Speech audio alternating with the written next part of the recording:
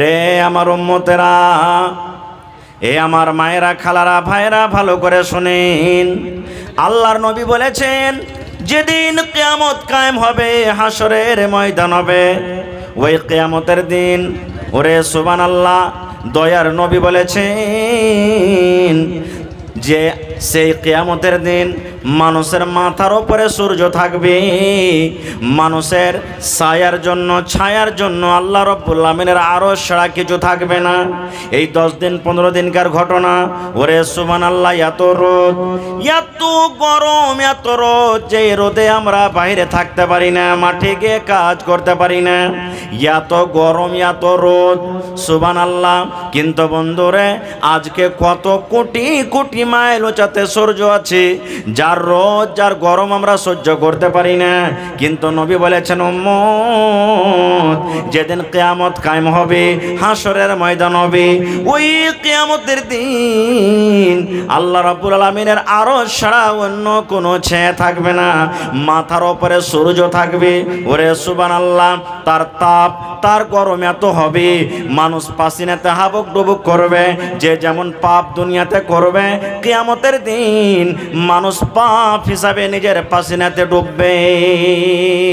ওই কিয়ামতের দিন আল্লাহ রাব্বুল আলামিন মানুষকে আরশের নিচে জায়গা দেবেন। আজকে আমাদেরকে গরম লেগে যায়, আজকে এসে ঘরে আমরা চলে যাই, গাছের তলাতে আমরা চলে যাই, ঘরের ভিতরে আমরা চলে যাই, কিন্তু মুসলমান, কিয়ামতের দিন আল্লাহ রাব্বুল আলামিনের আরশ ছাড়া দুনিয়ার কোনো ছায়া থাকবে না। সেই দিন কোনো গাছ থাকবে না, সেই দিন কোনো মসজিদ থাকবে না, সেই দিন কোনো মাদ্রাসা থাকবে না, সেই দিন কোনো মন্দির থাকবে না। পৃথিবীর যত রকম ছায়া দেখতে পাচ্ছেন, কিয়ামতের দিন থাকবে না। দয়ার নবী বলেছেন উম্মত, এই বেঁচে থাকা কালে এই জমিনের ওপরে 7 প্রকারের যদি তোমরা আমল করে যাও, 7 রকম যদি তোমরা নেক কাজ করে যাও, আল্লাহ রাব্বুল আলামিন কিয়ামতের দিন ডাক দিবেন আর বলবেন, বান্দা বান্দিরে, এসো এসো, তোমরা আমার আরশের তলাতে জায়গা নিয়ে নাও।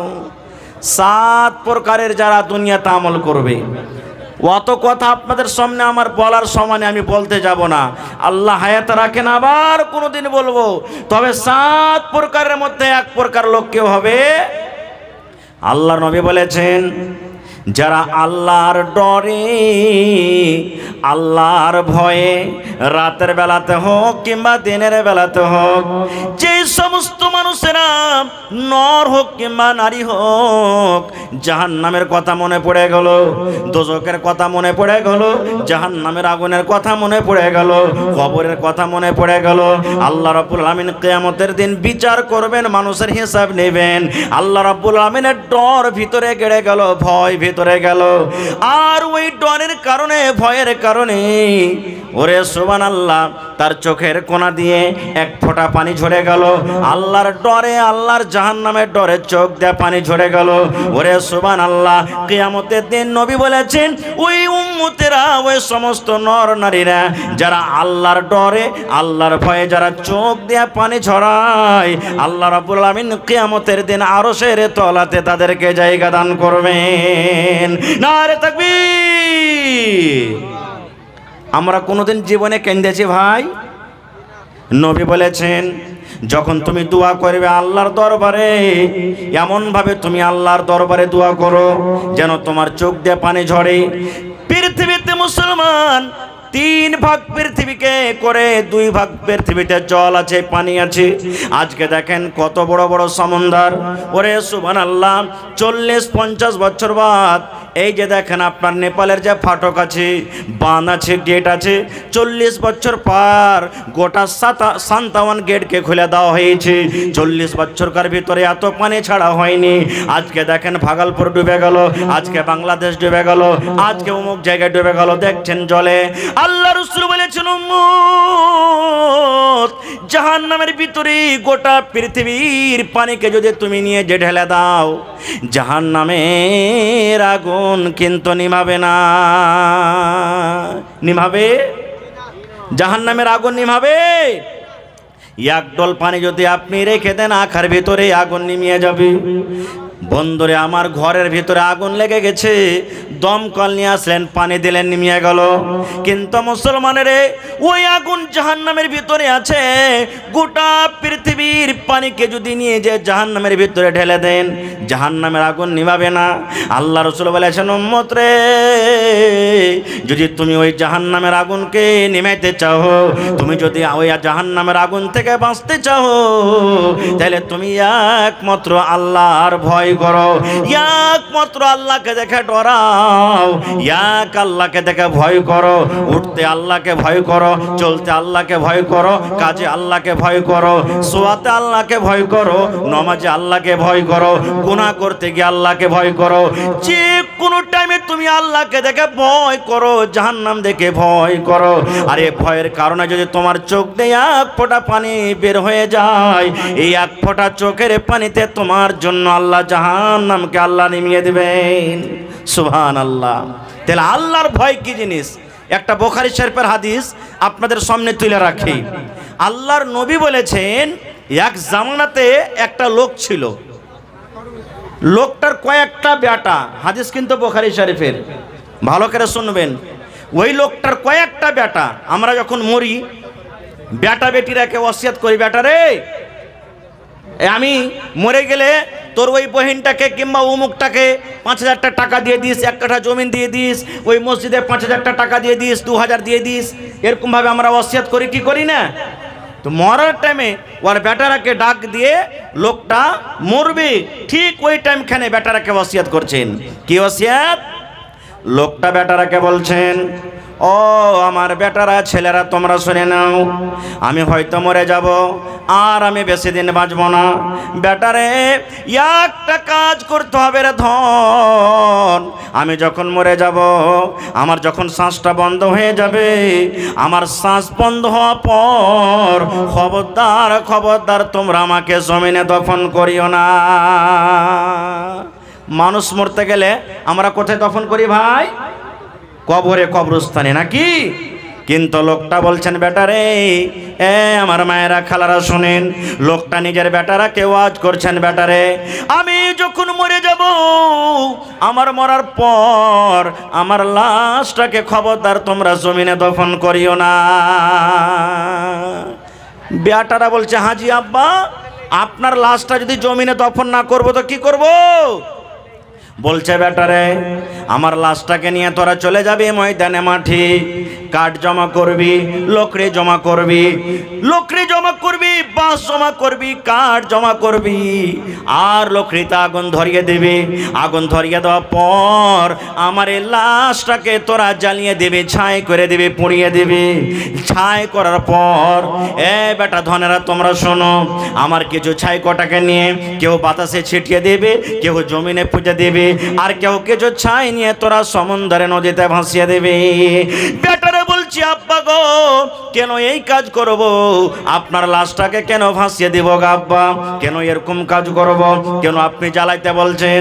এবার ওই লোকটা বলছেন, বেটারে,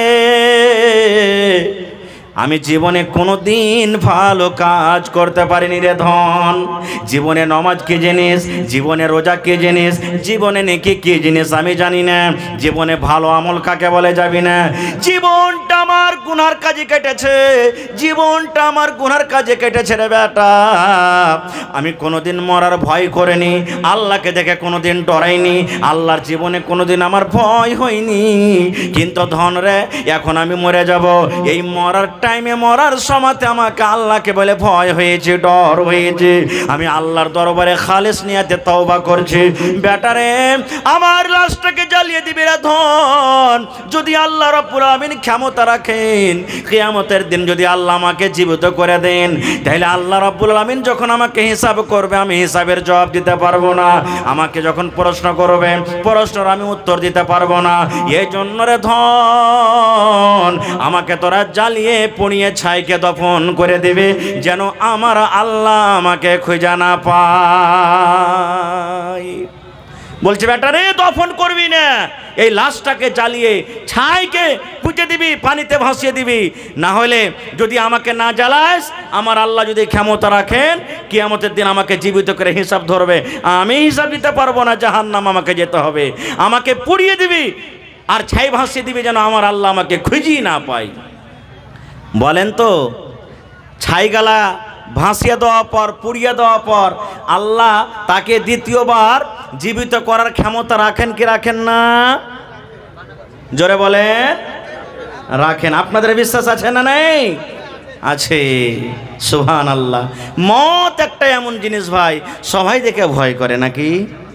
ভয় করে না? সবাই ভয় করে, আর বিশ্বাসও আছে। আমরা যখন আমাদের মা বাপ দাদু দাদি নানা নানি উমুক তুমুককে যখন নিয়ে যাই, মনে কত ডর ভয় হয়। আজকে আমি কাহাকে কান্দাতে নিয়ে যাচ্ছি, একদিন আমাকে অন্য মানুষের কান্দাতে হবে না? হবে না? আমরা যেমন সুবহানাল্লাহ আলহামদুলিল্লাহ লা ইলাহা উমুক যত দোয়া পারছি পড়ছি, দেখবেন যদি হিন্দু ভাইয়ের আশেপাশে থাকে, দেখবেন যখন ওদের লাশকে নিয়ে যাবে তখন কি বলবে? রাম নাম সত্য হ্যাঁ সবকা यही গত্য হ্যাঁ, রাম নাম সত্য হ্যাঁ সবকা यही গত্য হ্যাঁ। শুনেছেন কোনোদিন?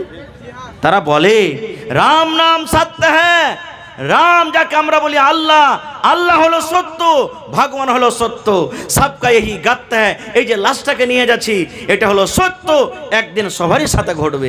আর আল্লাহ কোরআনে বলছেন কুল্লু নাফসিন যায়কাতুল কি আছে? মত। মত একটা এমন পেয়ালা, এমন শরবত, যে শরবত একদিন পান করতে হবে। না হবে না ভাই? জোরে বলেন, হবে না? হবে না? হবে। সুবহানাল্লাহ। ঠিক লোকটা মরে গেল, বাপ যে বলেছেন আমাকে জ্বালিয়ে দিবি, লাশটাকে নিয়ে মাঠে ময়দানে চলে গেল বেটারা। লোকরে জমা করা হলো, লোকরে জমা করার পর বাপকে জ্বালিয়ে দেওয়া হলো, লাশ পুড়ে ছাই হয়ে গেল। আব্বার কথা মতো একটা বেটা কিছু ছাইকে জমিনে দফন করে দিল, একটা বেটা হাওয়াতে এরকম ভাবে ছিটিয়ে দিল, আর একটা বেটা কিছু পানিতে ভাসিয়ে দিল। কেন করেছে কাজ? আদেশ করেছে যেন আমার আল্লাহ আমাকে জীবিত করতে না পারে। কিন্তু আল্লাহ রাব্বুল আলামিন কোরআনে বলেন ইন্নাল্লাহা আলা কুল্লি শাইইন কাদির। কি আল্লাহ তাকে জীবিত করার ক্ষমতা রাখে না? রাখেন। আল্লাহ যদি বলেন কোন, আল্লাহ খালি মুখ দিয়ে যদি বলে দেন কোন, মানে কোন বলার সাথে সাথে ফায়াকুন মানে হয়ে বসা আছে, হয়ে বসা আছে। কোন বলার সাথে সাথে হয়ে বসা আছে। আল্লাহ এত বড় দয়াগুণ ভাই আমার, ওদিকে আমি যাব না। ঠিক তার বেটারা বাতাসে পানিতে ভাসিয়ে এবার বাড়ির দিকে রওনা হয়েছে। বাড়ি এখনো পৌঁছেনি।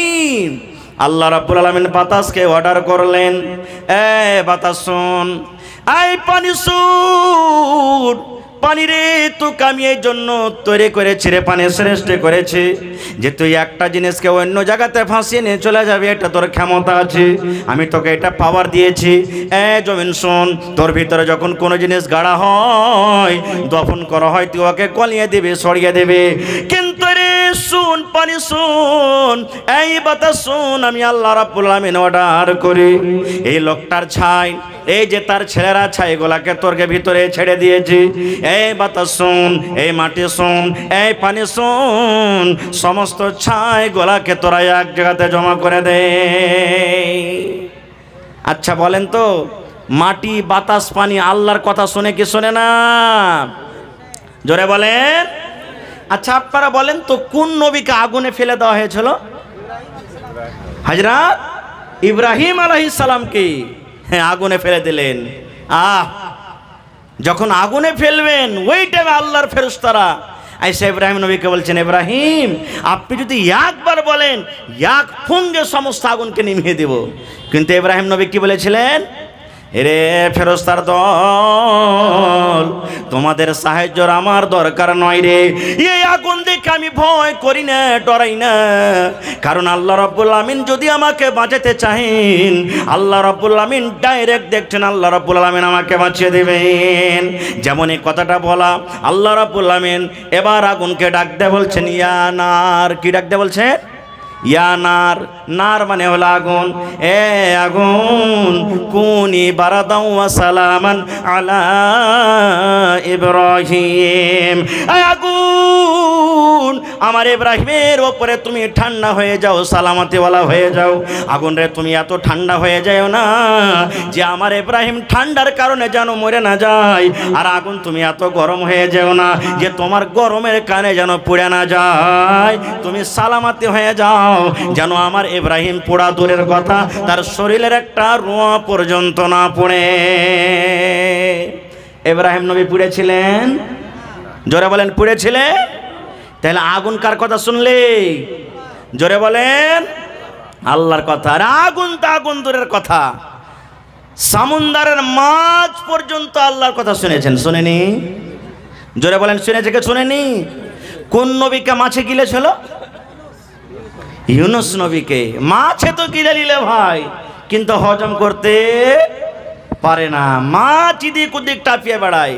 আর মাছের পেটের ভিতরে গিয়ে ইউনুস নবী একটাই দোয়া, লা ইলাহা ইল্লা আনতা সুবহানাক ইন্নী কুনতু মিনাজ জালিমিন। মুসিবতে পড়বেন এই দোয়াটা পড়বেন, পেরেশানিতে পড়ে গেছেন দোয়াটা পড়বেন, আল্লাহ মুসিবত আপনার দোয়া কবুল করবে, দূর করবে, মন হালকা হয়ে যাবে। লা ইলাহা ইল্লা আনতা সুবহানাক ইন্নী কুনতু মিনাজ জালিমিন, এই দোয়া পড়ছেন। মাছের পেটে থাকতে গেল আল্লাহ জানেন কি জানেন না? জোরে বলেন জানছেন। এই দোয়া মুখ দিয়ে বের হয়, আরশ পর্যন্ত চলে গেল, আরশের চারিদিকে দোয়া ঘুরছে। আল্লাহ তাবারাক ওয়া তাআলার আরশকে যে ফেরেশতারা উঠে আছেন তারাও দেখছেন, শুনতে পেয়েছেন যে দুনিয়াতে কোন এমন মানুষ মুসিবতে আছে আল্লাহ জি, যে এত কষ্টতে পেরেশানিতে আছে, আল্লাহ তোমাকে ডাকছে, তোমারই একমাত্র জিকির আজকার করছে, আল্লাহ তুমি তারপরে দয়া করো। ওরে সুবহানাল্লাহ, আল্লাহ রাব্বুল আলামিন মাছকে বলছেন, মাছ রে তোর পেটে এতদিন পর্যন্ত যা ছিল যা গেছে রে মাছ, তুই হজম করে ফেলেছিস, কিন্তু মাছ রে শোন, তুই যাকে খেয়েছিস এটা হলো আমার একজন নবী, এটা হলো আমার একজন নবী। এই মাছ শোন, আমার এই নবীকে তুই হজম করতে পারবি না। এই মাছ শোন, নদীর কিনারাতে চলে যা, নদীর ধারে চলে যা, আর তাড়াতাড়ি করে আমার ওই বান্দা আমার নবী ইউনুসকে তুই নদীর কিনারে তুই রেখে আয়। মাছ কথা শুনেছিল না শুনেনি? ওরে সুবহানাল্লাহ, মাছ তো দূরের কথা, খাজুরের গাছ দেখেছেন? হাজী সাহেব আছেন কেউ এখানে? আছেন আলহামদুলিল্লাহ, দেখে এসেছেন তারা মদিনাতে খাজুরের গাছ। মসজিদে জুমার দিনে ইমাম সাহেব যে জিনিসটার উপরে দাঁড় হয়ে খুতবা দেন ওকে আমরা কি বলি ভাই? জোরে বলেন মিম্বার। মিম্বারে 4টা ধাপি হয় না 5টা? ও 3টাই ধাপি হয়। আলহামদুলিল্লাহ, তাহলে গোর করে শুনেছেন, দেখেছেন। নবীজি খাজুরের একটা মিম্বার গোড়া, অত সুন্দরভাবে মিম্বার বানাছিল না তখন, ওর উপরে দাঁড় হয়ে খুতবা দিতেন। কিসের উপরে? খাজুরের। বুখারী শরীফের হাদিস এটাও, খাজুরের গোড়ার উপরে মিম্বার করে খুতবা দিতেন। এবার একটা মহিলা এসে রাসূলকে বলছেন, ইয়া রাসূলুল্লাহ, আমার একটা ফার্নিচার মিস্ত্রি, কাঠের মিস্ত্রি কেনা ফার্নিচার বলি, ফার্নিচার মিস্ত্রি আছে, যদি আপনি অর্ডার করেন তা আপনার জন্য একটা সুন্দর মেম্বার করে দেবো। রাসূল বলেন ঠিক আছে নিয়ে এসো। এবার নতুন মেম্বার যখন আইলো তো পুরাতন মেম্বার রাখা এবার হবে ভাই। পুরাতন মেম্বারকে সাইডে হটিয়ে দিলেন আর নতুন মেম্বারের উপরে চেপে নবীজি খুতবা শুরু করলেন। ওরে সুবহানাল্লাহ, যেমনই নবী খুতবা শুরু করলেন নতুন মেম্বারের উপরে চড়ে, আয় আমার হাতিনা গ্রামের মায়েরা খালারা শুনেন, নবীর কথা বলছি রে বন্ধু, কোনো গল্পকে কাহিনী নয়। যেমনই নবী খুতবা শুরু করলেন মসজিদের ভিতরে যেন কান্নার আওয়াজ শুরু হয়ে গেল। কে যেন কাঁদতে লাগলো, কিন্তু কে কাঁদছে দেখতে পাওয়া যায় না। কান্নার আওয়াজ আসছে কিন্তু কে কাঁদছে দেখা যায় না। আল্লাহ রাসূল বললেন, সাহাবীরা দেখো তো তোমাদের মধ্যে কে এমন কাঁদছো রে, কে এমন কাঁদছো? কার চোখ দিয়ে পানি ঝরে, কান্নার আওয়াজ আমি শুনতে পাই। সাহাবায়ে কেরাম বলছেন আমরাও কান্নার আওয়াজ শুনতে পেলাম, কিন্তু কে কাঁদছে আশেপাশে দেখছি, লোকটাকে দেখা যায় না। এই করতে করতে আল্লাহুস সামাদ, আল্লাহ রাসূল বললেন সাহাবীরে তোমাদের মধ্যে কেউ কান্দে না রে বাবা, কেউ কান্দে না। এই যে দেখো পুরাতন মেম্বার, যে মেম্বার ওপর আমি দাঁড় হয়ে আগে খুতবা দিতাম, ওই পুরাতন মেম্বার কান্দে। খাজুরের একটা জড় লোকড়ি যার পরে নবীজি দাঁড় হয়ে খুতবা দিতেন, ওই মেম্বারটা কাঁদছে। বাচ্চারা যখন কান্দে তা আমরা আপনারা কি করি? বুকে ঝরিয়ে দিই, হাত দিই, বেটা চুপ চুপ। কিন্তু দেখবেন যে ছেলেটা বেশি কাঁদবে, যখন যত চুপতে বলবেন ও সিস্টেম মেরে মেরে আরো হ্যাপ তুলে তুলে কাঁদবে, কান্দে না? ওরে সুবহানাল্লাহ। নবীজি মেম্বার থেকে নেমে গেলেন, নতুন মেম্বার থেকে নেমে গেলেন। এবার পুরাতন মেম্বারকে এরকম ভাবে নবীজি সান্ত্বনা দিচ্ছে, এই মেম্বার তুমি চুপে যাও, চুপে যাও, চুপে যাও, তুমি কান্দো কেন? তুমি চুপে যাও, চুপে যাও, তুমি কান্দো কেন? কিন্তু নবীজি যত তাকে সান্ত্বনা দেয়, ওই পুরাতন মেম্বার আরো কিন্তু কাঁদতে শুরু করে। এবার শেষকে তুলে তুলে কান্দে। নবীজি বললেন পুরাতন মেম্বার তুমি কান্দো কেন? কান্দর কারণটা কি? কেন তুমি কান্দো? এবার ওই পুরাতন মেম্বারের মুখ খুলে গেল, বললেন ইয়া রাসূলুল্লাহ, ইয়া হাবিবাল্লাহ, আল্লাহর নবী গো, এই জন্য আমি কান্দি গো নবীজি। আপনি এতদিন ধরে আমার উপরে দাঁড় হয়ে খুতবা দিলেন, আপনার খুতবা, আপনার কথাগুলো আমি পাঞ্জর হয়ে হয়ে শুনতে পেলাম। এখন আপনি যে আমাকে দূরে হটিয়ে দিলেন, এখন আপনি আমার উপরে আর দাঁড় হবেন না, এখন আপনার কথাগুলো আমি পাঞ্জর হয়ে শুনতে পাবো না। এই জন্য আমার অন্তরটা ফেটে গেল, যার কারণে আমি কাঁদলাম। এই মুসলমান শুনেন, একটা লোকড়ি, একটা পুরাতন গাছ মেম্বার, যার জন্য কোনো নমাজ নাই, রোজা নাই, হজ নাই, যাকাত নাই, যার জন্য কোনো শরীয়ত নাই, সেই যদি নবীর কথা না মানে তার গুনাহ হবে না। যার জন্য কিয়ামতের দিন জান্নাত নাই, জাহান্নাম কোনো হিসাব নাই, সেই যদি নবীর কথা শোনার জন্য পাগল হয়ে যায়, সেই নবীর কথা শুনতে না পাওয়ার কারণে যদি কান্দে, তাহলে আমরা মানুষ, আমাদের জন্য জাহান্নাম জান্নাত সব কিছু আছে। আমাদেরকে আল্লাহকে দেখে কত ভয় করতে হবে, হবে না? হবে না? সুবহানাল্লাহ। হায় রে নবীর উম্মত, খায়ের যা হোক। এবারে ওই লোকটা সুবহানাল্লাহ, তাকে জ্বালিয়ে দেওয়া হলো। আল্লাহ আদেশ করছেন মাটিকে, মাটি এই পানি ছাই জমা করে দাও, জমা করে দেওয়া হলো। আল্লাহ রাব্বুল আলামিন এবার ছাই গোলাকে বলছেন কোন কোন, মানে তুমি হয়ে যাও মানুষ যেমন আগে ছিলে, যেমনই তাকে আদেশ করা কোন ফায়াকুন হয়ে গেল। এবার যখন লোকটা মানুষ হয়ে গেল, এবারে আল্লাহ রাব্বুল আলামিন তাকে জিজ্ঞাসা করছেন, বান্দারে তোমার ছেলেরাকে তুমি এরকম কাজের কেন আদেশ দিয়েছিলা? এই আমার বান্দা, তুমি তোমার ছেলেরাকে এরকম কাজের কেন আদেশ দিয়েছিলে? এবার লোকটা তখন বলছে, রব্বুল আলামিন তুমি সবে জানছো আল্লাহ যে আমি কেন এরকম আদেশ করেছিলাম। এই আল্লাহ, জীবনে আমি বেশি নেকি করতে পারিনি, আমার জীবনটা গুনাহতে কেটেছে, জীবন আমার গুনার কাজে কেটেছে। আল্লাহ মরার টাইমে, মরার সময়তে তোমাকে বলে ডর হয়েছে, ভয় হয়েছে, এই ভয়ের কারণে এই আল্লাহ আমার ছেলেরাকে আমি জ্বালিয়ে দিতে বলেছিলাম। এবার আল্লাহ রাব্বুল আলামিন এবার লোকটাকে বলবেন, বান্দারে যখন মরার টাইমে তুমি আমাকে দেখে ডর করেছো রে বান্দা, মরার কারণ, মরার সময় যখন তুমি আমাকে দেখে ভয় করেছো, আমার জাহান্নাম বলে তোমাকে ডর লেগেছে, আমাকে দেখে তোমাকে ভয় হয়েছে। এই আমার বান্দা শুনে নাও, যখন মরার টাইমে তুমি তাওবাতান নাসুহা করেছো, যাও যাও যাও যাও, আমি আল্লাহ রাব্বুল আলামিন তোমার পরে দয়া করলাম, তোমার পরে আমি রহম করলাম, তোমাদের জীবনের গুনাহকে আমি আল্লাহ মাফ করে তোমাকে আমি জান্নাতে ঘোষণা করে দিলাম। নারে তাকবীর, সুবহানাল্লাহ। এর নাম হলো কি? আল্লাহর ডর, এর নাম হলো কি? আল্লাহর ভয়। আপনি চুরি করতে চলে গেলেন, ডর হয়ে গেল ভিতরে, রাস্তা থেকে ঘুরে চলে এলেন, নেকি পাবেন আপনি? কি পাবেন? জোরে বলেন, কি পাবেন? চুরি করতে গেলেন, গরু মাছ চুরি করতে গেলেন, জাল চুরি করতে গেলেন, রাস্তাতে ডর হয়ে গেল, চুরি করলে আল্লাহ তো কিয়ামতের দিন বিচার করবে, না করব না, ঘুরে চলে এলেন। মোবাইল চুরি করতে গেলেন, মোবাইল হাতও নিয়ে নিয়েছেন, আরে কেউ না দেখতে গেলো, কে দেখছেন? জোরে বলেন। আল্লাহ। না, চুরি করব না, নেকি পাবেন আপনি। চুরি করতে যায় নেকি পাবেন, কিন্তু হ্যাঁ চুরি করতে গেলেন এদিক ওদিক দেখছেন লোক পহারা আছে, জোগাইছে লোক, এবার ফাঁক পেলেন না, চুরি করতে পেলেন না, চুরি না করতে গেলেও গুনাহ হবে।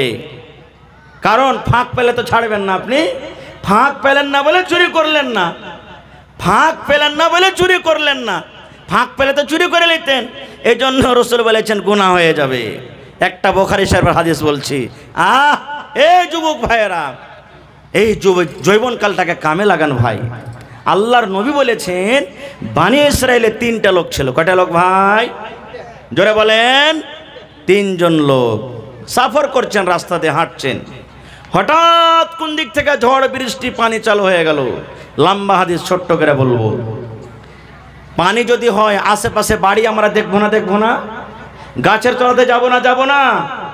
কিন্তু শোনেন, যারা বৈজ্ঞানিক তারা বলছেন যখন ঝড় বৃষ্টি হবে খবরদার কোনো গাছের তলাতে দাঁড় হইও না, গাছের তলাতে দাঁড় হইও না, বিজলির খাম্বার পাঞ্জরে দাঁড় হইও না। যখন বৃষ্টি হবে মোবাইলে তুমি গল্প করিও না। কেন? ওই টাইমখানে সমাতে চমকা বিজলি পড়তে পারে আপনার গাছের ওপরে, মোবাইলে আপনার কানেকশন আছে, আপনার ক্ষতি হইতে পারে, মোবাইল ফাটতে পারে। এই জন্য মোবাইলেও গল্প করবেন না। খুব এই সমস্ত জিনিস থেকে বাঁচতে হবে। তো এবার 3টা লোক দেখছে ঝড় চালু হয়ে গেল, আশেপাশে কোনো জায়গাতে গাঁ গ্রাম বাড়ি কিচ্ছু দেখা যায় না। কোথায় লুকাবি রে? চল। নবী বলেছেন 3 জন লোক দৌড়াতে দৌড়াতে দৌড়াতে দৌড়াতে একটা গর্ত পেল, একটা খাল পেল, গর্ত পেল। গর্তর ভিতরে তারা ঢুকে গেল। এখন বৃষ্টি থামবে, আমরা চলে যাব। এই গর্ততে আমাদের জান বেঁচে যাবে, প্রাণ বেঁচে যাবে। ওরে আল্লাহ, আল্লাহর নবী বলেছেন যেমনই তারা গর্তর ভিতরে ঢুকে যাওয়া, পাহাড়ের ওপর থেকে একটা পাথর গড়তে গড়তে গড়তে গড়তে, ওরে সুবহানাল্লাহ, ওই গর্তর মুখ কিন্তু বন্ধ হয়ে গেল। মানুষ বলে যে যেখানে বাঘের ভয় হয়, যে তাড়াতাড়ি করে পালাবো, ওই জায়গাতে বাঘ থাকতে পারে জঙ্গলে, ওইখানেই আপনার রাইট হবে কিংবা গাড়ি খারাপ হবে। জান বাঁচাবো বলে গর্ততে ঢুকলেন, সুবহানাল্লাহ, উপর থেকে পাথর গড়তে গড়তে গর্তের মুখ কি হলো? বন্ধ হয়ে গেল। এরা 3 জন গর্ততে পড়ে কইছে, আরে কি হলো রে ভাই রে? জান বাঁচাবো বলে এই গর্ততে ঢুকলাম, আর এখন গর্তর মুখ যে বন্ধ হয়ে গেল, কেমন করে বার হবি? এক কাজ করে, ঠেল 3 জনাতে দে হটা পাথরকে। শক্তি লাগিয়ে 3 জনে ঠেললেন, কিন্তু এক ফোঁটা হিলল না, কিচ্ছু হলো না। এবার তারা 3 জন গর্ততে পড়ে পড়ে আফসোস করে বলছে, কি ভাইরে, জীবনে বুঝি না আর মার মুখ দেখতে পাবো না, জীবনে মনে হয় আর ছেলে মেয়ের মুখ দেখতে পাবো না, জীবনে আকাশের আর মুখ দেখতে পাবো না, সূর্য চাঁদ দেখতে পাবো না মনে হয়, আর ছেলেরাকে ছেলে বলে মনে হয় আর রাখতে পাবো না। কারণ এই কবরে আমাদের হয়ে যাবে, এই গর্ত আমাদের কবর হয়ে যাবে, এই গর্তটা আমরা থেকে মরে যাব, আর দুনিয়ার মুখ দেখতে পাবো না। আফসোস করে আছে। আর আফসোস হবে না ভাই? হবে না? হবে না? হবে। এবার নবীজি বলেছেন 3 জনের মধ্যে এক অপরকে বলা বলে শুরু করলো, আরে ভাই, দুনিয়াতে আর কেহ নাই রে ভাই যে বাঁচাবে। যদি আমাদেরকে বাঁচায়, আমাদের হেফাজত করেন, কে করবেন? জোরে বলেন, কে করবেন? আল্লাহ। আরে ভাই, দুনিয়াতে এরকম কোন নেকির কাজ করেছিস, ওই কাজটাকে বল, আল্লাহর সামনে রাখ, আর আল্লাহকে বল যে আল্লাহ, এই কাজটা যদি তোমাকে খুশি করার জন্য করে থাকি, আল্লাহ এই মুসিবত থেকে তুই বাঁচিয়ে লাও। কারণ এই পাথর আমরা হটাতে পারি না, পাঞ্জর দিয়ে কেউ চলে যায় হেঁটে, ডাকলে শুনতে পাবে না, কিন্তু আল্লাহ তো শুনতে পাবেন, এই জন্য আল্লাহর সামনে রাখ। 3 জনের কথা বলবো না, 3টার মধ্যে একটা লোকের কথা বলবো। 3 জনের মধ্যে একজন বলছেন, ভাইরে, আমার একটা কাকাতো বোন ছিল। কাকাতো বোন বুঝেন? চাস্তো বহিন, যাকে আমরা বলি চাচার বেটি। বলছে, ভাই আমি ওকে খুব ভালোবাসতাম, প্যার মোহব্বত করতাম তাকে, খুব ভালোবাসতাম তাকে। এবার আমার ভালোবাসার কারণে এতখানি ভালোবাসা হয়ে গেল যে আমার মন একবার জাগলো, আমার মনের আকাঙ্ক্ষা উঠলো যে আমি একবার তার সাথে জেনা ব্যভিচার করব, মনের আকাঙ্ক্ষা আশাটা পুরা করব, এতখানি পর্যন্ত পৌঁছে গেলাম। কিন্তু আমার কাকাইতো বোন রাজি হয় না, আমার কথা শোনে না। একদিনকার ঘটনা, আমার কাকাইতো বোন আমার কাছে এসেছে, আসার পর বলছে, ভাই রে কিছু টাকার দরকার আছে, ভাই টাকা দাও, খুবই দরকার আছে, টাকা না নিতে গেলেই হবে না। কিন্তু লোকটা বলছেন গর্ততে পড়ে, ভাই আমি কিন্তু সুযোগ পেয়ে নিলাম যে এই তালি তাল, ঠিক আছে তোকে টাকা দিব, কিন্তু একটা শর্ত আছে। বলছে কি? বলছে একবার তোকে আমার পাঞ্জরে থাকতে হবে, আমার কথা মানতে হবে। আমার কাকাইতো বোনের কাছে এমনই মজবুরি যে আমার কথাতে রাজি হয়ে গেল, কারণ তার টাকার দরকার আছে। রাজি হয়ে গেল, কথাবার্তা ফিট হয়ে গেল, অমুক দিন অমুক টাইম অমুক জায়গাতে আমাদের দুইজনের মিলন হবে। ওরে সুবহানাল্লাহ, দয়ার নবী বলেছেন ওই লোকটা গর্ততে বসে বসে দুজন বন্ধুর সামনে নিজের ইতিহাস, নিজের ঘটনা বয়ান করেছেন। ভাইরে আমার কাকাতো বোনকে যেটা টাইম দেওয়া ছিল, সময় দেওয়া গেছিল, ওই টাইম হিসাবে আমার কাকাতো বোন হাজির হয়ে গেল, আমিও তাকে হাজির হয়ে গেলাম, ওই জায়গাতে দুইজন হয়ে গেলাম। এবার কথাবার্তা মতো আমরা দুইজন নিজের কাজে আমরা এগিয়ে গেলাম, কত কাছে হয়ে গেলাম। সুবহানাল্লাহ, আমার উলামায়ে কেরাম বসে আছেন, জিজ্ঞাসা করবেন। আল্লাহ রাসূল বলেছেন, যেমন স্বামী স্ত্রীতে মিলন করে, পুরুষের দুটা পা, পুরুষের দুটা জাং, আর নারীর দুটা দাং, নারীর স্ত্রীর দুটা জাং, চার জাং যখন কাছে হয়ে যায়, এই চার যখন জাং, চারটা রান যখন এক জায়গাতে হয়, স্বামী স্ত্রী কতখানি কাছে হয় বুঝতে পারছেন। আল্লাহ রাসূল বলেছেন, ওই লোকটা বলছেন, ভাই রে আমার কাকাতো বোনের সাথে আমি মিলন করার জন্য এত কাছে হয়ে গেলাম, এত কাছে হয়ে গেলাম, আমার দুটা জাং, আমার কাকাতো বোনের দুটা জাং, চার জাং কিন্তু এক জায়গাতে হয়ে গেল। এবার আমরা কাজ শুরু করতে যাব, এরকম টাইমে আমার কাকাতো বোন কাঁদতে লাগলো, চোখ দিয়ে ঝরঝর ঝরঝর করে পানি ঝরতে লাগলো। এইবারে আমি তাকে জিজ্ঞাসা করলাম, বোন রে তুমি কেন কান্দো? তোমার সাথে আমি জবরদস্তি করিনি, রাজি খুশিতে তুমি আমার কাছে এসেছো, কি ব্যাপার তুমি কান্দো কেন? কান্দার কারণটা কি? এবার লোকটা গর্ততে পড়ে পড়ে বলছেন, আল্লাহ আমার ভাইরা শোনো, ওই আমার কাকাতো বোন আমাকে বলতে লেগেছে, ভাই রে যে কাজটা তুমি করছো এটা ঠিক কাজ নাই রে ভয়। এই ভাই, যেই টিপে তুমি খোলো, যেই বোতলের মুখ তুমি খোলো, এটা শুধু অধিকার আছে আমার যে স্বামী হবে, যে আমাকে মোহর দিয়ে বিয়ে করবে, আমি যার স্ত্রী হব, যে আমার স্বামী হবে, ও আরে শুধু এটা হক, ওই ছাড়া দুনিয়ার এটা কোনো মানুষের জন্য জায়েজ নয়। ভাই রে তুমি যে আজকে আমার সাথে এই কাজটা করছো, দুনিয়ার কোনো মানুষ না জানতে গেল, দুনিয়ার কোনো মানুষ দেখতে না গেল, আল্লাহ জানছেন, আল্লাহ দেখছেন। এই জন্য ভাই আমি তোমাকে বলি, আমার এই ঠেপে তুমি খুলিও না, আমার শুধু তুমি ব্যভিচার করিও না ভাই, তুমি আল্লাহকে দেখে ভয় করো। নারে তাকবীর। কাকে দেখে ভয় করতে বললেন? জোরে বলেন, আল্লাহকে দেখে ভয় করো। এবার লোকটা বলছেন, ভাই রে যেমন আমাকে বললেন আল্লাহকে দেখে ভয় করো, ডর করো, এত কাছে থাকা সত্ত্বেও আমি তার সাথে আর জেনা ব্যভিচার করলাম না, আর জেনা ব্যভিচার করলাম, আমি ছেড়ে দিলাম, যা বোন তোকে আজাদ করে দুনু, আর যে টাকা তোকে দিয়েছিলাম সে টাকাও ছেড়ে দুনু, তোকে ফেরত নিব না। এবার ঘটনাটা বলার পর আল্লাহকে বলছেন, আল্লাহ জি এই গর্ততে পড়ে আছি, আল্লাহ এই খালটাতে পড়ে আছি, আল্লাহ এই রব্বুল আমিন এই কাজটা যদি তোমার ভয়ের কারণে করে থাকি, আল্লাহ হে আল্লাহ যদি এই কাজটা আমি তোমাকে ডরের কারণে, তোমার জাহান্নামের ভয়ের কারণে করে থাকি, আল্লাহ আজকে যে মুসিবতে আমরা পড়ে আছি, দয়া করে তুমি এই মুসিবত থেকে আমাদেরকে বাঁচিয়ে নাও।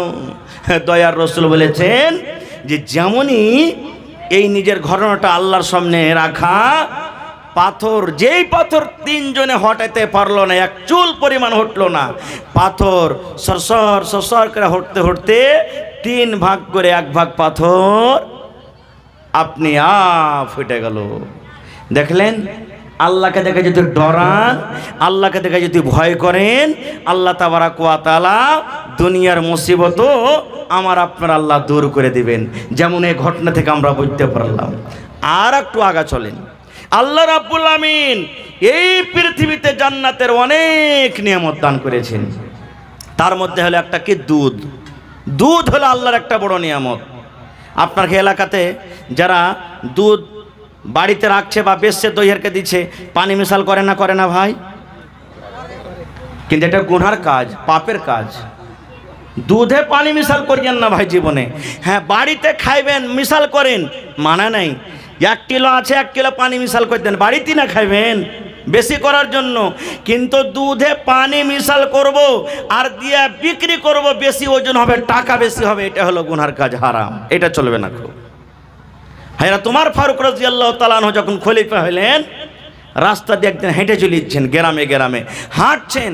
কে জানি কোন বাড়িতে খাবার আছে, কে পেরেশানিতে আছে, কার স্বামী বাড়িতে নাই, কষ্টতে আছে, এগুলা দেখাশোনার জন্য নিজের গদ্দি, নিজের সিংহাসন ছেড়ে গ্রামে গ্রামে হাঁটছেন। হাঁটতে আছেন রাইতের বেলাতে। রাইতে আপনি শুতে থাকবেন, বসে থাকবেন বাড়িতে, রাস্তা দিয়ে কে হেঁটে গেল না গেল আপনি জানতে পারবো ভাই? জানতে পারবো না। রাস্তাতে হেঁটে চলেছেন, হাঁটতে হাঁটতে দেখছেন এক বাড়িতে মার বেটিতে ঝগড়া করছে, কথা বলা বলি হয়েছে। কি কথা? মা বলছে বেটিকে, বেটি রে, আরে যা দুধ খানে পানি দিয়ে দেখা, খানিক দে, বেশি করে দে। মা বলছেন বেটিকে, বেটি যা দুধ খানে পানি মিশাল করে দে, দুধ খানে পানি মিশাল দিয়ে দিবি তো বেশি হবে, ওজন হবে। এবার বেটি কি বলছেন, মাগে কেমন কথা বলছিস, দুধে কি পানি মিশাল করতে হয়? তোমার ফারুকের মুখ থেকে শুনিসনি যে দুধে পানি মেশাল করতে হবে না, এটা হলো গুনার কাজ, পাপের কাজ, এতে গুনাহ হবে, আমি পারবো না এটা কাজ করতে। এবার মা তখন বলছেন, বেটি রে, এখন ওমর ফারুক দেখতে পাই না, ওমর ফারুক কিন্তু এখন শোনে না, ওমর ফারুক এই জায়গাতে নাই। যারা বেটি যা যা যা আর দুধে তুই পানি মিশাল করে দে, যা। ওমর ফারুক তো দেখতে পাই না এখন, আর ওমর ফারুক এখানে নেই, ও জানতে পারবে না আমরা কি করব না করব, যা পানি তুই মিশাল করে দেগা। কিন্তু ওমর ফারুক রাদিয়াল্লাহু তাআলা আনহু তাদের দরজাতে দাঁড় হয়ে শুনছেন। এবার সুবহানাল্লাহ, এই আমার মায়েরা খালারা, বেটিরাকে পড়ান। বেটিরাকে যদি পড়াইবেন, সমাজ থেকে বুড়াই শেষ হবে। সমাজ থেকে যেগুলা বেধর্মীর কাজ, শরীয়ত বিরোধী কাজ আস্তে আস্তে দূর হয়ে যাবে। আজ থেকে 15-20 বছর আগে দেখবেন, যখন বাড়িতে বিয়া শাদী লাগতো, তখন কত গীত গাইতো মা খালারা, গাইছে লোকে, কাহিনী। আর এখন আস্তে আস্তে ঘরে ঘরে পড়ালেখা হয়েছে। এখনকার বেটি ছেলে গেলে বলেন যে 5টা গীত গাহা, হিম্মত নেই যে গেয়ে দেবে, মানে জানে না। পড়া আসতে গেলে বুড়াই আপনি আব্দুর হবে। এবার মার কথা শুনে বেটে বলছেন, মা গে আমি এটা কাজ করতে পারবো না গে মা, এটা কাজ আমার দ্বারাতে করা হবে না। বলছে, মা গে উমর ফারুক যদি জানতে না পারে গে মা, উমর ফারুক যদি দেখতে না পায়, তাহলে যেটা উমর ফারুকের রব, যেটা আমার রব আল্লাহ, তিনি দেখছেন। উমর ফারুক যদি জানতে না পারতে গেল, আল্লাহ জানছেন। উমর ফারুক যদি দেখতে না পায় তো আল্লাহ দেখছেন। এই জন্য মা আমি এটা কাজ করতে পারবো না। কথাবার্তা শোনা পর চলে গেলেন বাড়ি। ভোর হলো, একটা লোককে বলেন, হাই ও ওই উমুক বাড়ির একটা মেয়ে আছে, ওকে ডেকে নিয়ে এসো, আমার দরবারে যাও। এবার উমর ফারুক এসে বাড়িতে বেটারাকে পরামর্শ নিয়ে বসে গেলেন, বেটারে আমি তোমাদের জন্য একটা খুব সুন্দর মেয়ে দেখেছি, দিনদার নেককার। বেটা তোমরা কেমন আছো যে ওই মেয়েটাকে তোমরা বউ করবে, স্ত্রী করবে? সুবহানাল্লাহ। এই দিনদারি নেককার দেখে হযরত ওমর রাদিয়াল্লাহু তাআলা আনহু, যিনি আমিরুল মুমিনিন, মুসলমানের রাজা, সুবহানাল্লাহ, তার দিনদারি দেখে তাকে বউ করে নিলেন। আজ আমরা করব ভাই? বউ দেখতে গেছি, আইবারিকে বলে দিয়েছি, ভাই 4 লাখ টাকা ডিমান্ড আছে, কিন্তু 3.5 লাখ টাকার কম রিশতা হবে না ভাই। কত লোককে বলছি, আমি মৌলভী সাহেব মানুষ, আমার তো কোনো পয়সা কোটির কোনো লাভ নাই, ডিমান্ড নাই ভাই। বড় বেটা জানে, যা জানে ওই করবে, সব বড় যা ওই জানে, ও যা করবে তাই করবে। এই দেখেন ভাই, আজ এই ফোন যেই যে একটা এমন জিনিস, যাতে একটা মৌলানাও চলে গেছে, তার ভিতরে হাজি সাহেবও চলে গেছেন, নমাজিও চলে গেছেন, বেনমাজিও চলে গেছেন, সব আমরা এক হয়ে গেছি। তবে সবাই নেই, আল্লাহর বান্দা এখনো দুনিয়াতে আছে যে বিনা টাকাতে বিয়ে করছে। নেই? মেলায় আছে, এরকম দুনিয়াতে মেলায় আছে ভাইরে। এই জন্য আল্লাহর যদি ভিতরে ডর থাকে, মানুষ পাপের কাজ করবে না। একটা ঘটনা আপনাদের সামনে আর তুলছি, বাস 5 মিনিটে ঘটনাটা বলবো। আল্লাহকে দেখে কেমন করে ডর করবেন। এক রাজা, আমার কাছে একটা বাংলা কিতাব আছে, গল্পর মাধ্যমে জ্ঞান। গল্প করবেন তো জ্ঞান বাড়বে, কিতাবটার নাম। আমাদের গল্প খালি উমুক হাজি এরকম হবে, ওই মূলবিটা তো ওয়াজ করছে ভালো, সারা ওই এরকম ওরকম বে নামাজ পড়ছে, ওর দাড়ি তো বড় বড়, ওর নামাজে কাম দেবে না। এগুলা গল্প নাকি? মানে এক অপরের খিপত করা আমাদের গল্প। কিন্তু ওই কেতাবে লিখছেন যে এক রাজা নিজের গদ্দিতে বসে আছেন, একটা ফকির চলে এসছে চাইতে। আচ্ছা বলছে, রাজা মশাই আমাকে কিছু দেন, ভিক্ষা দেন। রাজা যা তাওয়ার দিলেন। এবার রাজা বলছে, হারে বাবা, তুমি তো দরবেশ ফকির মানুষ, তো তুমি আমাকে এমনই কোনো একটা মন্ত্র দিয়ে যাও, যে মন্ত্রটা যদি আমি পড়ি তা আল্লাহর ডর ভিতরে আমার ঢুকবে। মদ বলে আমার ডর হয় না, এরকম তুমি কোনো মন্ত্র দিয়ে যাও তো। ফকির বুঝা সুঝা করে কইছে, হারে ই হল একটা রাজা আর আমি হল একটা ফকির, আমার মতন লোকের কাছে মন্ত্র শিখবে। ভাবা চিন্তা করে তান কইছে যে, রাজা মশাই আপনাকে একটাই ছোট্ট মন্ত্র দিয়ে যাব, কি আপনি মদকে স্মরণ করেন যে একদিন মরতে, একদিন মরতে, জোরে বলেন একদিন মরতে হবে, এটি খালি স্মরণ করেন। চলে গেলেন। রাজা যখন যখন সিংহাসনে মনে হয় একদিন মরতে হবে, একদিন মরতে হবে, একদিন মরতে হবে, একদিন মরতে হবে, এইটাই খালি মুখ দিয়ে কথা, আর কিচ্ছু নাই। আচ্ছা কহেন তো, এই কথাটা মুখ দিয়ে খালি বাহির করতে গেলে আল্লাহর ডর ভিতরে ঢুকে যাবে? ঢুকবে ভাই? কয়েকদিন হয়ে গেল, রাজার মধ্যে কোনো বদলাও পরিবর্তন আসে না। রাজা রাগ করে বলছেন সিপাহীকে, বেটাকে ধরে নিয়ে যেখানে পাবে ওকে ফাঁসি দেবো। এত বড় আমাকে মন্ত্র দেয়া গেল, এত কষ্ট করে মন্ত্র পড়েছি, আমার ভিতরে আল্লাহর ডর আছে না, ভয় আছে না, লিয়াই বেটাকে ধরে কোন দিক থেকে আছে। এই করতে করতে করতে হঠাৎ করে আবার ওই ফকির কিন্তু ওই দরবারে চাইতে চলে এসেছে। বাদশা চিনে নিয়েছে, এই তো একে ধর, জেল ঘরে একে বন্ধ কর, কালকে বেলা 7টার সময় তাকে ফাঁসি হবে। এলান হয়ে গেল, রাজা এলান করে দিলেন, এলান হয়ে গেল। আপনারা বলেন, মানুষকে যখন মারা হয়, মরবে মানুষ, ওর আখরি খাইশ, আখরি আকাঙ্ক্ষা, শেষ আকাঙ্ক্ষা জিজ্ঞাসা করা হয় না, হয় না? হয়। তাকে ডাকা হলো, তার স্ত্রী এসে রাজার পা ধরে নিয়েছে যে, রাজা মশাই আমি গরিব মানুষ, আমার স্বামী ভিক্ষা করে, আমরা খেতে পাই, দয়া করে মাফ করে দেন, তার দ্বারাতে ভুল হয়ে গেছে। বলছে না, একে ফাঁসি হবে তো হবে, ফাঁসি হবে তো হবে। এবার রাজা বলছে, তোর যদি জীবনের আখরি শেষ কোনো আকাঙ্ক্ষা থাকে তো বল, ওইটা পূর্ণ করা হবে, আর কালকে সকাল 8টার সময়তে তোকে 7টার সময়তে ফাঁসি দেওয়া হবে। এবার দেখেন দরবেশের আকাঙ্ক্ষা। এবার দরবেশ বলছেন, ও জাহাপানা রাজা মশাই শোনেন, কালকে সকালে আপনি আমাকে ফাঁসি দিয়ে দিবেন, আমি মরে যাব, দুনিয়া থেকে চলে যাব। কিন্তু রাজা মশাই আজকে বেলা 12টা বাজছে, এই 12টা থেকে নিয়ে কালকে সকাল 7টা পর্যন্ত আপনার এই গদিতে আমি বসবো, আমি রাজা হব, আর আমার মতন আপনাকে ফকির হইতে হবে। এটা আমার আখরি খাইশ, যে আমি 12টা দিন থেকে নিয়ে সকাল 7টা পর্যন্ত আমি আপনার এই সিংহাসনে বসবো, এই তাজ আমি পরবো, আর আমার মতন আপনাকে সাধারণ ফকির হয়ে থাকতে হবে। বলছে না, এটা করা হবে না। বলছেন, আপনি ওয়াদা করেছেন যে তোর আখরি খাইশ পুরা করা হবে, আপনাকে এটা পুরা করতে হবে। কি করবে? লে বেটা ফকির যা। রাজার তো আরো পাড়া গরম হয়ে গেল, হ্যাঁ, যে তুই রাজা হবি, আমাকে ফকির করবি, ঠিক আছে 7টা পর্যন্তই না, ঠিক আছে বেটা লে তুই গদিতে বস। যেমনই গদিতে বসলেন, রাজা হলো কি ফকির, আর একটা ফকির হলো কি রাজা। যেমনই সিংহাসনে বসলেন, পট করে একটা উজিরকে বলছেন, এই দুনিয়াতে ঢোল পিটে দাও, যাও দুনিয়াতে কোনো গ্রামে এমনই একটা 18-20 বছরকার একটা যুবতী সুন্দর মেয়ে ছেলে, যার রূপের কোনো কমি নেই, ওকে ধরে নিয়ে এসো, ধরে নিয়ে এসো, ওকে যাও। চলে গেল একটা সুন্দর মেয়ে ছেলে। আপনারা জালসা করেছেন, জিলাপিওয়ালা এসেছে, পাঁপড়ওয়ালা এসেছে, আইসক্রিমওয়ালা এসেছে, জানা আসেনি? এরকমই ঘটনা ঘটেছে। কত লোক কত কি বিক্রি করতে এসেছে, আর একটা লোক মুখ ফালে চিনিয়া বাদাম বিক্রি করতে এসছে। ভাই ট্রেনে দেখবেন যারা দিল্লি সফর করেছেন, চিনিয়া বাদাম বেচবে তো আধখানি মুখ দিয়ে কথা কইবে, আধ করে চিনিয়া বাদাম টাইম পাস বলে না? হ্যাঁ, ও এরকম করতে করতে মজলিস হাজির হয়ে গেছে।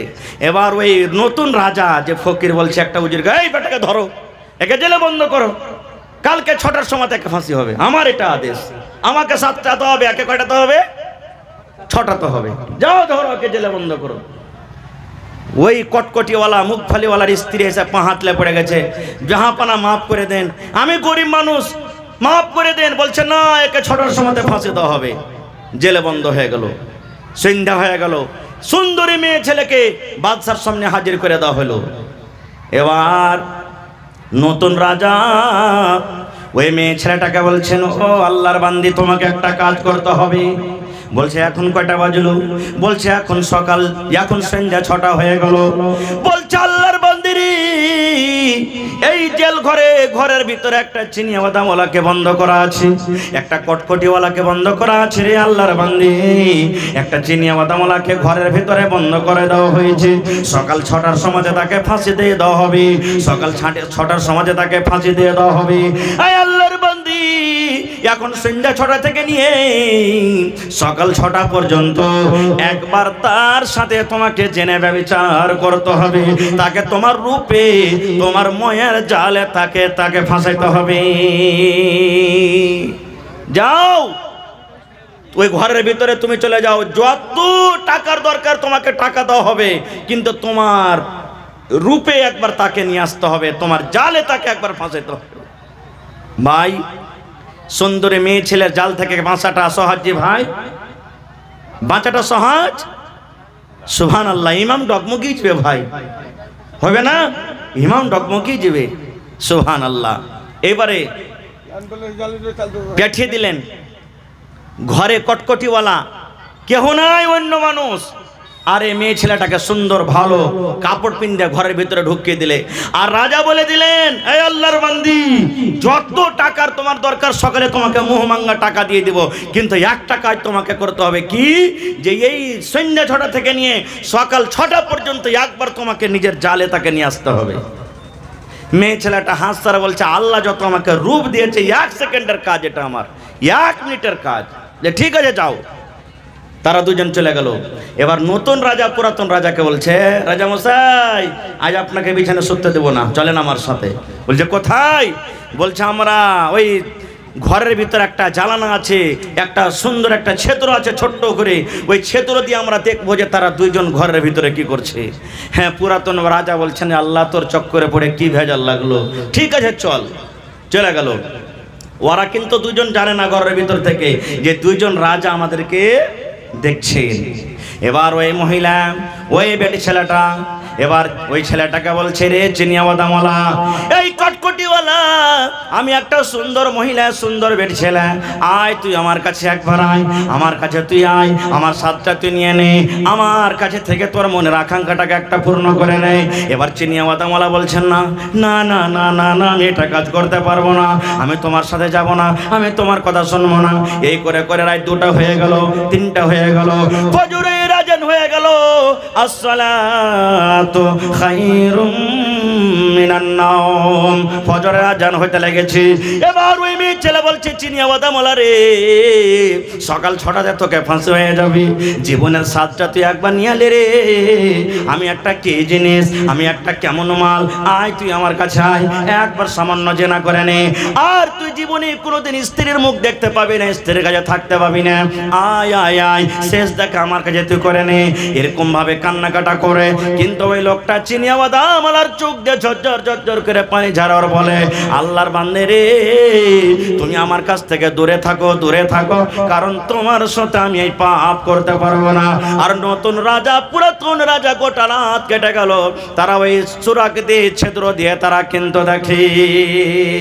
এই করতে করতে যখন সকাল 6টা হইতে লাগলো, ওই টাইমখানে তখন মেয়ে ছেলেটা বলছে, আল্লাহর বান্দা গোটা রাত কেটে গেল, তুমি আমার সাথে একবারও কিনে এলে না, আমি কেমন জিনিস তুমি আমাকে দেখলে না। এবার চিনিয়াওয়ালা বলছি, এরে আল্লাহর বান্দি, জীবনে কত গুনাহ করেছি, পাপ করেছি, আমার সামনে মত হাজির হয়ে গেছে, আমার সামনে মত খাড়া হয়ে আছে, আমাকে সকাল 6টার সময়তে ফাঁসি হয়ে যাবে। আজকে রাতের বেলাতে তোমার সাথে যদি আমি জেনা ব্যভিচার করি, আমি গুনার হালাতে যদি আল্লাহর দরবারে চলে যাই, আল্লাহ আমাকে জিজ্ঞাসা করবে, বান্দারি জীবনে তুমি কোনোদিন নেকির আমল করনি, নেক কাজ করনি, গুনাতে তুমি ডুবে থেকেছো, আর মরার টাইমে মত তোমার সামনে আছে, তবে একটা গুনাহ থেকে তুমি বাঁচতে পারলে না। না না, আমি এটা কাজ করব না, আমি জীবনে কত গুনাহ করেছি, কি করেছি আল্লাহ জানে, আমি আল্লাহর কাছে মাপ চাই, আর আমি মতকে সামনে দেখে আল্লাহর ডরে, আল্লাহর ভয়ে তোমার সাথে আমি জেনা ব্যভিচার করতে পারবো না। রাত কেটে গেল, 6টা হয়ে গেল। এবার নতুন রাজা বলছেন পুরাতন রাজাকে, রাজা মশাই, সিপাহী একটা পাঠিয়ে দেন আর বলেন যে তারাকে আজাদ করে দেওয়া হবে, আর ফাঁসি দেওয়া হবে না। এবার ঠিক 7টা যখন বাঁচলো, ওই ফকির নিজের তাজ, নিজের সিংহাসন পুরাতন রাজার মাথাতে দিয়ে ওকে হাত খান ধরে গদিতে বসে বলছেন, মহারাজ আমার টাইম 7টা হয়ে গেছে, আপনি এখন আমাকে ফাঁসি দিয়ে দেন, আপনাকে হার রুখবো না। যেমন কথাটা বলা, পুরাতন রাজার চোখ দিয়ে ঝরঝর ঝরঝর করে পানি ঝরতে লাগলো। এবার পুরাতন রাজা বলছেন, এরে দরবেশ, তুই এরকম করে আমাকে বুঝাবি, আমি জীবনে কোনোদিন ভাবতে পারিনি রে, ভাবতে পারিনি। তুই যে আমাকে মত বলে ডরাইতে হবে, মতকে স্মরণ করতে হবে, একদিন মরতে হবে, এই মন্ত্র দিয়ে গেলি, কিন্তু কেমন করে মত দেখে ডরাইতে হবে, কেমন করে মতকে স্মরণ করতে হবে, আল্লাহকে কেমন করে ডরাইতে হবে, আমি এই চিনিয়া ও দামওয়ালার কাছে আঁকড়াইতে আমি শিখে নিলাম।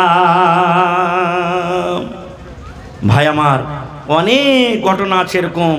শেষ কথা, শেষ পাইগাম যে আল্লাহ তাবারাক ওয়া তাআলাকে দেখে ডরাইতে হবে, ভয় করতে হবে, আল্লাহ ছাড়া অন্য কাউকে দেখে ডরাইতে হবে না, ভয় করতে হবে না।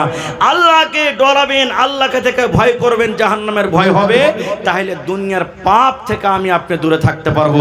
আর আল্লাহর ডর যদি আমার আপনার ভিতরে না যায়, দুনিয়ার কোনো পাপ থেকে আমরা বাঁচতে পারবো না। খুব ভাই, অনেক আপনারা দান করেছেন, আলহামদুলিল্লাহ। মসজিদটা কার ঘর? আর আমরা কার বান্দা? আল্লাহর বান্দা। মসজিদও আল্লাহর ঘর, সুবহানাল্লাহ। দুনিয়াতে যত বড় বড় বিল্ডিং বানান, মানা নাই, কিন্তু এই বিল্ডিং এর এলান নবী করেননি।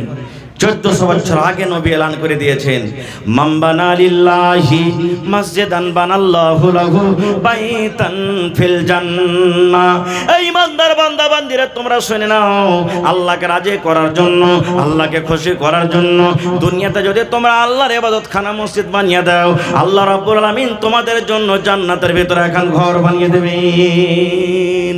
দুনিয়াতে মসজিদ বানাবেন, আল্লাহ আখিরাতে আপনার জন্য জান্নাতে ঘর বানিয়ে দিবেন। ভাই মুসলমান, দেখি জান্নাতে ঘর নেওয়ার কার আশা আছে? যদি মানুষ ইচ্ছা করেন, আমি একাই টাইলসে যা টাকা লাগবে আমি দিয়ে দেবো, দিয়ে দিতে পারেন। আল্লাহ মানুষকে ক্ষমতা দিয়েছে। মৌলানা, আমরা 4 ভাই মিলে 1 লাখ টাকা টাইলসে লাগবে, আমরা দিয়ে দেবো। দেখি কোন একটা আল্লাহর বান্দা খাড়িয়া জানতে এরকম কোন মার্দে মুজাহিদ, মৌলানা 1 কাঠা জমিন বিক্রি করে যা টাকা হবে আমি দিয়ে দেবো মসজিদে, মাঠের হোক, বছর জমিন হোক, চষদ হোক, যে কোনো জমিন হোক, মৌলানা 1 কাঠা জমিন বিক্রি করে যা টাকা হবে আমি মসজিদে দিয়ে দেবো। দেখি এরকম কোন আল্লাহর বান্দা বান্দি আছেন? দেখি কোন আল্লাহর বান্দা বান্দি আছেন 1 গাড়ি বালু কিংবা সিমেন্ট কিংবা 1 কুইন্টাল রড কিংবা 1000 ইট দান করতে পারবেন? একটা লোক কম করে বিসমিল্লাহ করেন। দেখি কোন আল্লাহর বান্দা আছেন এই মজলিসের মধ্যে, ছোট বড়, মা, খালা, দাদি, নানি, মায়েরাকে বলবো গলার হার, নাকের নাকমণি, হাতের আংটি, পার পায়াল, দেখি কোন আল্লাহর বান্দি আছেন আমাকে দিবেন। এই রাতের বেলাতে আল্লাহর দরবারে দোয়া করব, কে জানি আল্লাহ কখন কার দোয়া কবুল করবেন। বলেন, আছে নাকি এখানে?